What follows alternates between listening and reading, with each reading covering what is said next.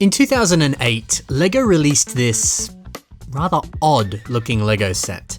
And today I want to talk about the interesting and unique history of this limited edition set, as well as share some ways that you can use all of the pieces that come in this set to build your own stuff.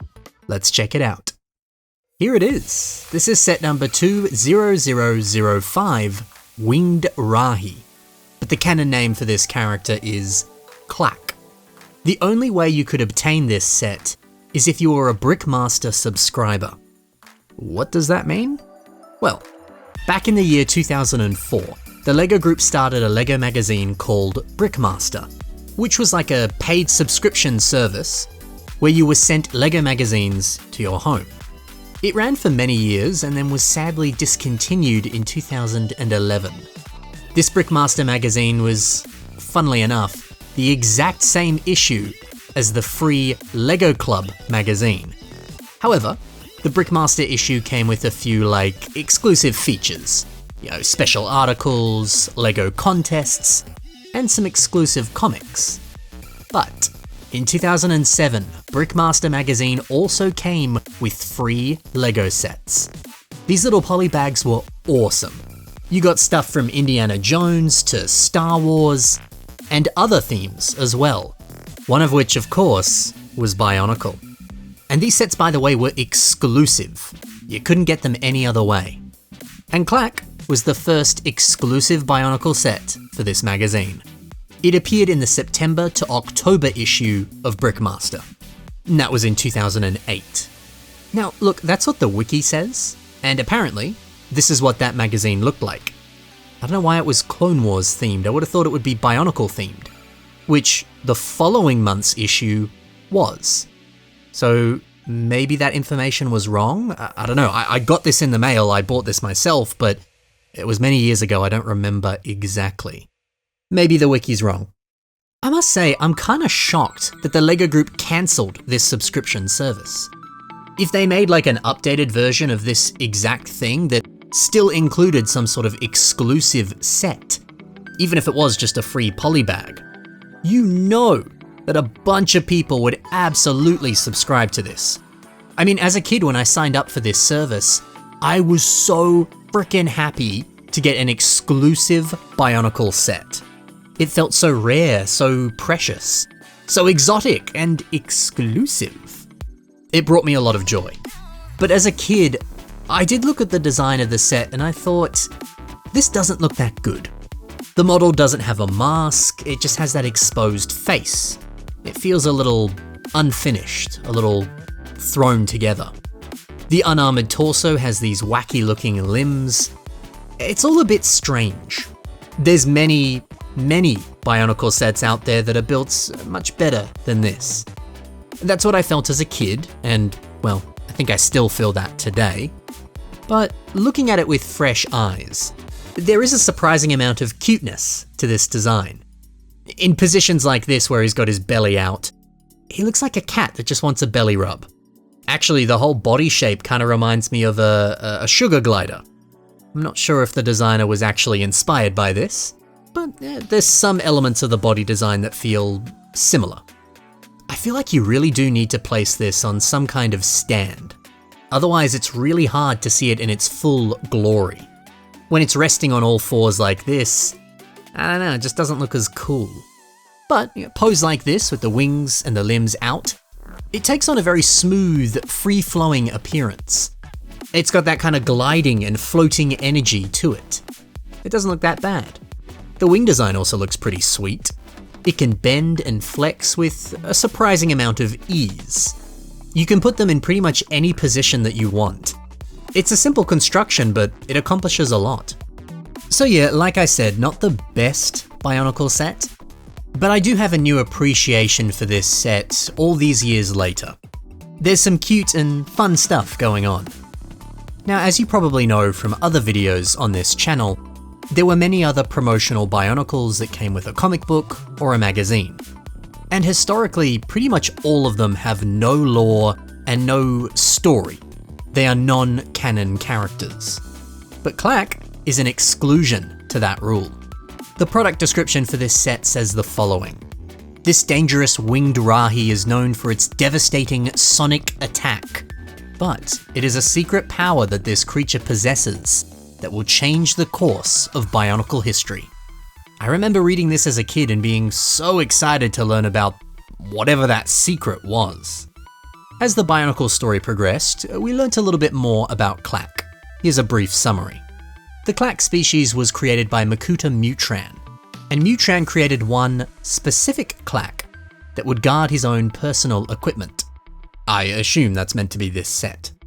That Klakk ended up attacking Mutran's buddy, Viken, and in doing so removed the darkness from within him. Viken was no longer a Shadow Matoran, instead he returned back to being a Ley Matoran. Klakk's secret power was the ability to restore a being's moral light. And so he was able to restore many Shadow Matoran and turn them back into their original forms. What a nice guy. So yeah, that's the story and the history behind this set. But what about the pieces? How could you use those in your own personal creations? Most of the face on this set is made up of these two pieces, the head and the eyes. Big fan of how Ian Baranto has used these pieces for eyes on this larger bust. That is such a sick technique. It might actually be the best use of these pieces I've ever seen. Klakk's back makes use of one of these silver armor pieces. Eclipse Caller has a larger creation that makes use of one of these for snazzy shoulder armor. It slots in very well, it looks good. Also included are two of these sonic jet pieces. They're used on the creature's face. Bionicles uses these to form the lower arm design on Nadiki. Hey, these pieces always look good as jets, but I think they look even better when you use them for arms. People do it all the time and it always looks good. Up next we have this waist element. Frenezj uses it here, well, for the waist. But he's done something a bit clever. I really like how there's a section of it here that's left unarmored. This just gives off such lovely skeleton vibes. So if you're looking to recreate that kind of aesthetic, maybe you could leave a section of this piece unarmored. It might actually look a lot better. Yes, and we also have this blade. Why not round up a few of them and turn them into this larger, I guess, lance? All these pieces angled together like this, it looks awesome. We also have more silver claws. Ozkabot's mock uses some of these in lime for a pretty sweet shoulder design. Wouldn't this look just as good in silver? Yes, and we also have some of these very common Technic connectors. But check out how Leonid Arn has used them. I'm going to flip this image so it's a little bit easier to see. You'll notice a bunch of them lining the walls. Using them as greebles to create this very HR Giga inspired birthing pod. It's creepy, but it's cool. What a great pattern. Now for the wings. Well, you know, they look good as wings, but I think they look even better as fins. Thyrok's Journey shows us that, and yeah, for a dorsal fin, for side fins, it's perfect. If you're building a fish, you'll need these pieces. Klakk also uses one of these white Anika torsos. And I'm going to show you a mock now by Ron Folkers that also uses this piece as a torso. I know, you're using the piece for its original purpose, but the funny thing is, people don't really use this piece all that often on mocks these days. Everyone likes to go for a more customized torso. Which is great, but you know, like we see here, this piece still looks really good and can create so many great mocks. So I encourage you, go back to the classics and use this torso as a torso. It looks good when you do. Speaking of classics, what about these hands? Well, Ozkabot uses a few of them for a leg design. And when we zoom in, you'll see two of them on each bit of the knees. This is a great way to make a sturdy but also posable design. Perhaps you could do the same. And last off, we have these connectors, axles, and pins. There's not really like one way to use these. You're going to use them in pretty much any mock that you make. So if you're building a frame, whatever it is that you're building, it's always good to have a few extra. Wow, that's ways that you can use every piece in this set. Let's finish this off with a cheeky revamp of this winged Rahi. Johan Dakish reimagines Klakk as more of a bat. A bat with a big old sea of teeth. Yeah, honing in on that bat-like appearance, I think it makes sense. We've spoken about how the creature has those sonic attacks, and bats, they have echolocation. And you often hear bats screeching and making noise anyway. It kind of feels like a perfect fit, even if it is a bit of a departure from the original. I do love these furry, textured pieces on the chest. These are the same ones that appear in the Chima Ultra Build sets. Dude, every time anyone uses these pieces, it always looks incredible. That's just such a good part. And this eye design as well. A big old pop of trans green and that little black bar at the center, forming little pupils. Doing something like that is always a great way to add a bit more definition and detail to an eye. I always like cloth wings as well. These appear to be using custom cloth, but that's fine.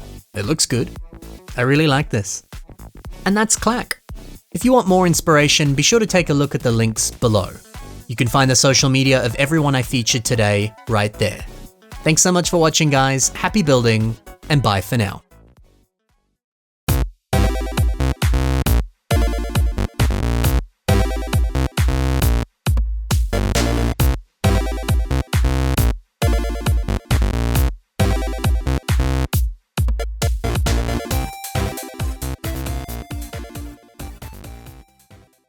Those classic LEGO magazines also came with free Bionicle comic books. Ah, the glory days.